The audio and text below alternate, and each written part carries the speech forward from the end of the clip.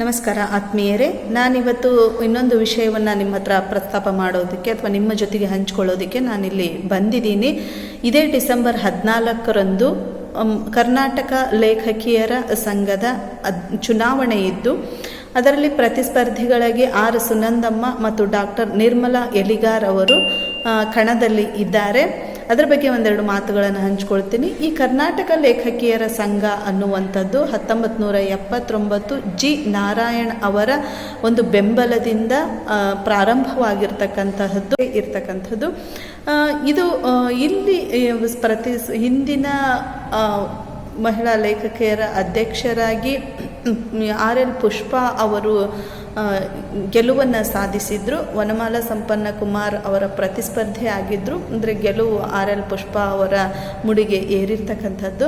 ಇದು 3 ವರ್ಷಗಳಿಗೊಮ್ಮೊಮ್ಮೆ ನಡೆಯುವಂತಹ ಎಲೆಕ್ಷನ್ ಆಗಿರುತ್ತೆ.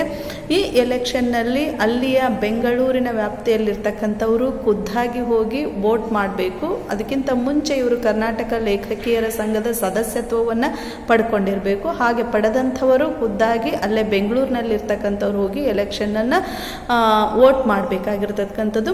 ಇನ್ನು ಔಟ್ ಆಫ್ ಇರ್ತಕ್ಕಂಥವರು ಬೆಂಗಳೂರನ್ನು ಹೊರತುಪಡಿಸಿ ಹೊರವಲಯದಲ್ಲಿರುವಂಥವರಿಗೆ ಪೋಸ್ಟಿನ ಮೂಲಕ ಅದನ್ನು ಕಳಿಸ್ಕೊಡಲಾಗುತ್ತದೆ. ಆ ಅಭ್ಯರ್ಥಿಗಳ ಪಟ್ಟಿಯನ್ನು ಕಳಿಸ್ಕೊಡಲಾಗುತ್ತದೆ.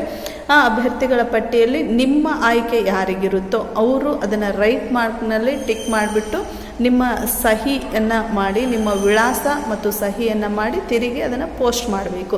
ಈ ರೀತಿಯಲ್ಲಿ ಇದರ ಚುನಾವಣಾ ಪ್ರಕ್ರಿಯೆ ಇದ್ದು, ಈ ಸಾರಿ 14ನೇ ಅದನ್ನೀಗಾಗಲೇ ಪೋಸ್ಟ್ಗಳು ಬಂದಿದ್ದಾವೆ. ಯಾರ್ಯಾರು ಆ ಸದಸ್ಯತ್ವವನ್ನು ಪಡ್ಕೊಂಡಿದ್ದಾರೆ ಅವ್ರಿಗೆಲ್ಲ ಅವರವರ ಮನೆಗಳಿಗೆ ಪೋಸ್ಟ್ಗಳು ತಲುಪಿದ್ದಾವೆ. ಇನ್ನೂ ತಲುಪ್ತಾನೂ ಕೂಡ ಇದೆ.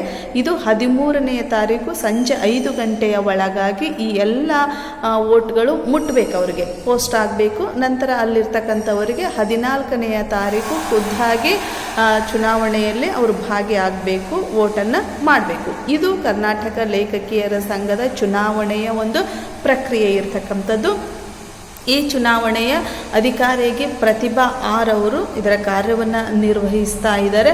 ಇಲ್ಲಿ ಮುಖ್ಯವಾಗಿ ಪ್ರತಿಸ್ಪರ್ಧಿಗಳಾಗಿ ಅಖಾಡದಲ್ಲಿ ಇರುವಂಥವ್ರು ಯಾರು ಅಂದರೆ ಆರ್ ಸುನಂದಮ್ಮ ಮತ್ತು ಡಾಕ್ಟರ್ ನಿರ್ಮಲಾ ಎಲಿಗಾರ್ ಅನ್ನುವಂಥವ್ರು. ಅವರ ಬಗ್ಗೆ ಒಂದೆರಡು ಮಾತುಗಳನ್ನು ಅಥವಾ ಪರಿಚಯ ರೂಪದಲ್ಲಿ ನಾನಿಲ್ಲಿ ಹಂಚ್ಕೊಳ್ತಾ ಇದ್ದೀನಿ. ಇವರು ಆರ್ ಸುನಂದಮ್ಮ ಅವರು ಮೂಲತಃ ಕೋಲಾರ ಜಿಲ್ಲೆಯ ವೆಂಕಟಪುರ ಗ್ರಾಮದವರು. 22/1960 ಇವರ ಜನನ ಆಗಿರ್ತಕ್ಕಂಥ ಕರ್ನಾಟಕ ಮಹಿಳಾ ವಿಶ್ವವಿದ್ಯಾಲಯದಲ್ಲಿ ಮಹಿಳಾ ಅಧ್ಯಯನ ವಿಭಾಗದ ನಿರ್ದೇಶಕಿಯಾಗಿ, ಪ್ರಾಧ್ಯಾಪಕಿಯಾಗಿ ಮತ್ತು ಕುಲಸಚಿವರಾಗಿ ಪ್ರಸ್ತುತ ನಿವೃತ್ತಿಯ ಬದುಕನ್ನು ಇವತ್ತು ಸಾಗಿಸ್ತಾ ಇರ್ತಕ್ಕಂಥವರು. ಇವರು ಲೇಖಕಿಯಾಗಿ, ವಿಮರ್ಶಕಿಯಾಗಿ, ಸಂಶೋಧಕಿಯಾಗಿ ಕಾರ್ಯವನ್ನು ಹಲವಾರು ಕ್ಷೇತ್ರಗಳಲ್ಲಿ ಗುರುತಿಸಿಕೊಂಡಿದ್ದಾರೆ. ಸಾಹಿತ್ಯಿಕ ಕ್ಷೇತ್ರಗಳಲ್ಲಿ ಗುರುತಿಸಿಕೊಂಡಿದ್ದಾರೆ. ಅವರ ಒಂದೆರಡು ಕೃತಿಗಳನ್ನು ನಾನಿಲ್ಲಿ ಹಂಚ್ಕೊಳ್ತಾ ಇದ್ದೀನಿ. ಒಂದು ದ್ವಿತ್ವ ಅನ್ನುವಂಥದ್ದು, ಭರತಕಲ್ಪ ಸೇರಿವೆ ಅನ್ನುವಂತಹ ಕೃತಿ, ಮತ್ತು ಸಂಗಾತಿ ರೌವ ಬರಿಸೇನ ಅನ್ನುವಂಥದ್ದು, ಮಹಿಳಾ ಸಂಸ್ಕೃತಿ ಮತ್ತು ಪರಿವರ್ತನೆ. ಈ ರೀತಿ ಅವರು ಸಾಹಿತ್ಯಿಕ ಚಟುವಟಿಕೆಗಳನ್ನು, ಕೃತಿ, ಕಾದಂಬರಿಗಳು, ಲೇಖನಗಳ ಸಂಗ್ರಹ, ಈ ರೀತಿ ವಿಮರ್ಶಾ ಬರಹಗಳನ್ನು ಮಾಡಿರ್ತಕ್ಕಂಥದ್ದು. ಇವರಿಗೆ ಈ ಒಂದು ಸಾಹಿತ್ಯಿಕ ಕೊಡುಗೆಗೆ ಸಾಕಷ್ಟು ಪ್ರಶಸ್ತಿಗಳು ಕೂಡ ಸಂದಿದ್ದಾವೆ. ಗಡಿಯಾರ, ಉದಯೋನ್ಮುಖ ಬರಹಗಾರರ ಗಡಿಯಾರ ಪ್ರಶಸ್ತಿ, ಆಮೇಲೆ ಕರ್ನಾಟಕ ಸಾಹಿತ್ಯ ಅಕಾಡೆಮಿ ಪ್ರಶಸ್ತಿ, ಮತ್ತು ದ್ವಾರನಕುಂಟೆ ಪಾಪಣ್ಣ ಅವರ ಪ್ರಶಸ್ತಿ, ಅಕ್ಕ ಮಹಾದೇವಿ ಪ್ರಶಸ್ತಿ, ಸಾವಿತ್ರಿಬಾಯಿ ಪುಲೆ ಪ್ರಶಸ್ತಿ, ಸುವರ್ಣ ಮುಖ ಪ್ರಶಸ್ತಿ, ಈ ರೀತಿಯಲ್ಲಿ ಸಾಕಷ್ಟು ಪ್ರಶಸ್ತಿಗಳು ಕೂಡ ಇವರನ್ನು ಸಂಧಿಸಿರ್ತಕ್ಕಂಥದ್ದು. ಅದರ ಜೊತೆಗೆ ಇವರು ಸಾಕಷ್ಟು ವಿದ್ಯಾರ್ಥಿಗಳಿಗೆ PhD ಸಂಶೋಧನಾ ಮಾರ್ಗದರ್ಶಕರಾಗಿಯೂ ಕೂಡ ಕಾರ್ಯವನ್ನು ನಿರ್ವಹಿಸಿದ್ದಾರೆ. ಪ್ರಸ್ತುತ 3 ವರ್ಷಗಳಿಗೊಮ್ಮೆ ನಡೆಯುವಂತಹ ಈ ಕರ್ನಾಟಕ ಲೇಖಕಿಯರ ಸಂಘದ ಸ್ಪರ್ಧೆಯಾಗಿ ಆರ್ ಸುನಂದಮ್ಮ ಅವರು ನಿಂತ್ಕೊಂಡಿದ್ದಾರೆ. ಇನ್ನೊಬ್ಬ ಇವರ ಪ್ರತಿಸ್ಪರ್ಧಿಯಾಗಿ ಡಾಕ್ಟರ್ ನಿರ್ಮಲಾ ಎಲಿಗಾರ್ ಅನ್ನುವಂಥವರು. ಇವರ ಪರಿಚಯವನ್ನು ಕೂಡ ನಾನಿಲ್ಲಿ ಸಂಕ್ಷಿಪ್ತವಾಗಿ ಮಾಡ್ತೀನಿ. ಇವರು ಮೂಲತಃ ಉತ್ತರ ಕರ್ನಾಟಕದ ಧಾರವಾಡದಲ್ಲಿ ಜನಿಸಿರ್ತಕ್ಕಂಥವರು. ಇವರ ಮೂಲ ಹೆಸರು ನೀಲಾಂಬಿಕೆ ಅಂತ. ಇವರು MA ಧಾರವಾಡ ವಿಶ್ವವಿದ್ಯಾಲಯದಲ್ಲಿ ಅರ್ಥಶಾಸ್ತ್ರ ವಿಭಾಗದಲ್ಲಿ ಪೂರೈಸ್ತಾರೆ ಮತ್ತು MPhil ಅನ್ನು ಕೂಡ ಮಾಡ್ಕೊಳ್ತಾ ಇದ್ದಾರೆ. ನಂತರ ಹಂಪಿ ವಿಶ್ವವಿದ್ಯಾಲಯದಲ್ಲಿ ಡಿಲಿಟ್ ಪದವಿಯನ್ನು ಪಡೆಯುತ್ತಾರೆ. ಹುಬ್ಬಳ್ಳಿಯಲ್ಲಿ ಇವರ ಅರ್ಥಶಾಸ್ತ್ರ ವಿಭಾಗದಲ್ಲಿ ಪ್ರಾಧ್ಯಾಪಕಿಯಾಗಿ ಕಾಲೇಜಿನಲ್ಲಿ ಕಾರ್ಯವನ್ನು ನಿರ್ವಹಿಸ್ತಾ ಪ್ರಸಾರ ಭಾರತಿಗೆ ಆಯ್ಕೆ ಆಗ್ತಾರೆ. ಚಂದನ ಟಿವಿಯ ಪ್ರಸಾರ ಭಾರತಿಗೆ ಮಂಗಳೂರು ವಿಭಾಗದಿಂದ ಆಯ್ಕೆ ಆಗ್ತಾ ಇದ್ದಾರೆ. ಆಯ್ಕೆ ಆದಂತಹ ಈ ರೀತಿ ಪ್ರಸಾರ ಭಾರತಿಗೆ ಆಯ್ಕೆ ಆದಂತಹ ಉತ್ತರ ಕರ್ನಾಟಕದ ಮೊಟ್ಟ ಮೊದಲ ಮಹಿಳೆ ಅನ್ನುವಂತಹ ಒಂದು ಗೌರವಕ್ಕೆ ಇವರು ಭಾಜನರಾಗ್ತಾರೆ. ಮತ್ತು ಇವರು ಕೂಡ ಸಾಕಷ್ಟು ಲೇಖಕಿಯಾಗಿ ಮತ್ತು ನಿರೂಪಕಿಯಾಗಿ ಮತ್ತು ವಿಮರ್ಶಕಿಯಾಗಿ ಸಂಘಟನಾಕಾರರಾಗಿ ಕವಿಯತ್ರಿಯಾಗಿ ಸಾಕಷ್ಟು ಕ್ಷೇತ್ರಗಳಲ್ಲಿ ಕಾರ್ಯವನ್ನು ನಿರ್ವಹಿಸಿದ್ದಾರೆ. ಕೌದಿ, ನಾಕಾಣೆ, ಕಸೂತಿ ಇವು ಇವರ ಮುಖ್ಯ ಕವನ ಸಂಕಲನಗಳು. ಅದರ ಜೊತೆಗೆ ಗರಿ, ನೆನಹಿನ ನದಿಗಳು, ಸಾವಿರದ ಶರಣೆ ಇವು ವ್ಯಕ್ತಿ ಚಿತ್ರವನ್ನು ಒಳಗೊಂಡಂತಹವು ಆಗಿದ್ದಾವೆ. ಮತ್ತು ಇವರು ಭಾರತದಲ್ಲಿ ಅಷ್ಟೇ ಅಲ್ಲ, ವಿದೇಶಗಳಲ್ಲಿನೂ ಕೂಡ ಸಾಕಷ್ಟು ಉಪನ್ಯಾಸಗಳನ್ನು ಕೊಡುವಂಥದ್ರಲ್ಲಿ ಮುಂದಾಗಿದ್ದಾರೆ. ಉದಾಹರಣೆಗೆ ಅಕ್ಕ ಸಮ್ಮೇಳನ ಆಗಿರ್ಬೋದು, ಆಮೇಲೆ ಕೆಡಾನ್ ಅನ್ನುವಂತಹ ಒಂದು ಕಾರ್ಯಕ್ರಮದಲ್ಲಿ ಇವರು ಭಾಗಿಯಾಗಿ ಮಹಿಳಾ ಪರವಾಗಿರ್ತಕ್ಕಂತಹ ವಿಚಾರಗಳನ್ನು ಮಂಡನೆ ಮಾಡಿರ್ತಕ್ಕಂಥವ್ರು. ಮತ್ತು ಇವರು 2006ರಿಂದ ಮಂಗಳೂರು ಪ್ರಸಾರ ಭಾರತೀಯ ಚಂದನದ ಅಂಗಳವನ್ನು ಪ್ರವೇಶ ಮಾಡ್ತಾರೆ. ಬೆಳಗ್ಗೆ ಬರುವಂತಹ ಶುಭೋದಯ ಕಾರ್ಯಕ್ರಮದ ಉಸ್ತುವಾರಿಯನ್ನು ಇವರೇ ನೋಡ್ಕೊಳ್ತಕ್ಕಂಥದ್ದನ್ನು ಕೂಡ ನಾವು ಗಮನಿಸಬಹುದು.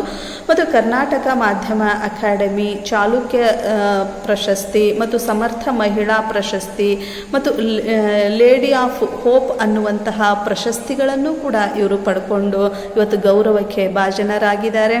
ಆಮೇಲೆ ಇವರಿಗೆ ನೀನೆಂಬೆ ಅದು ನಾನಲ್ಲ ಅನ್ನುವಂತಹ ಅಭಿನಂದನಾ ಗ್ರಂಥವನ್ನು ಕೂಡ ಸಲ್ಲಿಸಿದ್ದಾರೆ.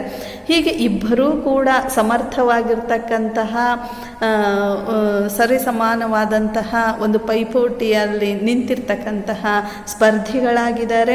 ಹಾಗಾಗಿ ಎಲ್ಲ ಈ ಮೆಂಬರ್ಶಿಪ್ಪನ್ನು ಪಡೆದಿರ್ತಕ್ಕಂತಹ ಕರ್ನಾಟಕ ಲೇಖಕಿಯರ ಸಂಘದ ಸದಸ್ಯತ್ವವನ್ನು ಹೊಂದಿರತಕ್ಕಂತಹ ಇವತ್ತು ಚುನಾವಣೆಯ ಸಾಲಿನಲ್ಲಿರ್ತಕ್ಕಂಥವ್ರು ಅಥವಾ ಚುನಾವಣೆಯ ಜವಾಬ್ದಾರಿಯನ್ನು ಹೊತ್ತಿರ್ತಕ್ಕಂಥವರ ಮುಂದೆ ಆಯ್ಕೆ ಇದೆ.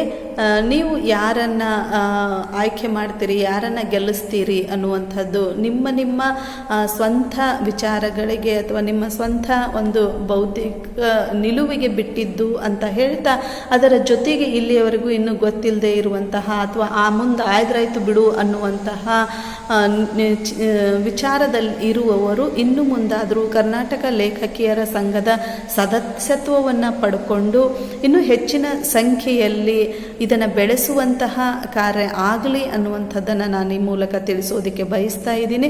ಇಲ್ಲಿ ಏನಿರುತ್ತೆ ಅಂದರೆ ಮಹಿಳೆಯರ ಕೃತಿಗಳನ್ನು ಪ್ರಕಟಣೆ ಮಾಡುವಂಥದ್ದು, ಮಹಿಳಾ ಆಲೋಚನೆಗಾರರು, ಚಿಂತಕರು, ಸಾಹಿತಿಗಳನ್ನು ಬೆಳಕಿಗೆ ತರುವಂಥದ್ದು, ಆಮೇಲೆ ಆ ವಿಚಾರಗಳನ್ನು ಕುರಿತಾಗಿ ವಿಚಾರ ಸಂಕಿರಣಗಳನ್ನು ನಡೆಸುವಂಥದ್ದು, ಈ ರೀತಿಯಲ್ಲಿ ಸಾಕಷ್ಟು ಕಾರ್ಯಚಟುವಟಿಕೆಗಳನ್ನು ಹೊಂದಿರತಕ್ಕಂಥದ್ದು ಇದರ ಉದ್ದೇಶ, ಕರ್ನಾಟಕ ಲೇಖಕಿಯರ ಸಂಘದ ಉದ್ದೇಶ. ಆ ನಿಟ್ಟಿನಲ್ಲಿ ಇಲ್ಲಿಯವರೆಗೂ ಆಗಿರ್ತಕ್ಕಂತಹ ಅಧ್ಯಕ್ಷರು ಕೂಡ ಸಾಕಷ್ಟು ಉತ್ತಮ ರೀತಿಯಲ್ಲಿ ಕಾರ್ಯಚಟುವಟಿಕೆಗಳನ್ನು ಮಾಡ್ಕೊಂಡು ಬಂದಿರತಕ್ಕಂಥ ಸಂಘವನ್ನು ತುಂಬ ಅಚ್ಚುಕಟ್ಟಾಗಿ ಕಾರ್ಯಚಟುವಟಿಕೆಗಳಲ್ಲಿ ಕ್ರಿಯಾಶೀಲವಾಗಿ ಇರಿಸ್ಕೊಂಡು ಬಂದಿದ್ದಾರೆ.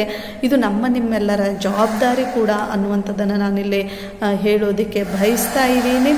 ಆದಷ್ಟು ಬೇಗ ಪೋಸ್ಟ್ ಬಂದಿರತಕ್ಕಂಥವರು ಅದನ್ನು ಸರಿಯಾಗಿ ಸಮಾಲೋಚಿಸಿ ಒಂದು ನಿಲುವಿಗೆ ಬಂದು ಅವರನ್ನು ಆಯ್ಕೆ ಮಾಡಿ ಕಳಿಸುವುದರ ಮೂಲಕ ಲೇಖಕಿಯರ ಸಂಘ ಇನ್ನೂ ಉತ್ತಮ ನಿಟ್ಟಿನಲ್ಲಿ ಕೆಲಸ ನಿರ್ವಹಿಸಲಿ ಅಂತ ನಾನು ಈ ಮೂಲಕ ತಿಳಿಸ್ತಾ, ಅದರ ಜೊತೆಗೆ ನಮ್ಮ ಭಾಗದಲ್ಲಿ ಹೂವಿನ ಹಡಗಲಿನೂ ಕೂಡ ಲೇಖಕಿಯರ ಸಂಘದ ಸಾಕಷ್ಟು ಸದಸ್ಯರಿದ್ದಾರೆ. ಈ ಒಂದು ಹೆಚ್ಚಿನ ಸಂಖ್ಯೆಯ ಸದಸ್ಯರು ಆಗೋದಕ್ಕೆ ಮೂಲ ಕಾರಣ ಆಗಿರ್ತಕ್ಕಂಥವರು ಸಾಹಿತಿಗಳಾದ ಅಂಜನಾ ಕೃಷ್ಣಪ್ಪನವರು. ಅವ್ರಿಗೂ ಕೂಡ ಇದರ ಮೂಲಕ ನಾನು ಒಂದು ಅಭಿನಂದನೆಗಳನ್ನು ಸಲ್ಲಿಸೋದಕ್ಕೆ ಬಯಸ್ತಾ ಇದ್ದೀನಿ. ಇಷ್ಟು ಹೇಳಿ ನಾನು ಕರ್ನಾಟಕ ಲೇಖಕಿಯರ ಸಂಘದ ನನ್ನ ತಿಳಿವಿಗೆ ಬಂದಂತಹ ಮತ್ತು ಅಲ್ಪ ಸಮಯದಲ್ಲಿ ನಾನು ಸಂಕ್ಷಿಪ್ತ ಪರಿಚಯವನ್ನು ಮಾಡಿಕೊಡೋದಕ್ಕೆ ಮುಂದಾಗಿದ್ದೀನಿ. ಎಲ್ಲರಿಗೂ ಧನ್ಯವಾದಗಳು.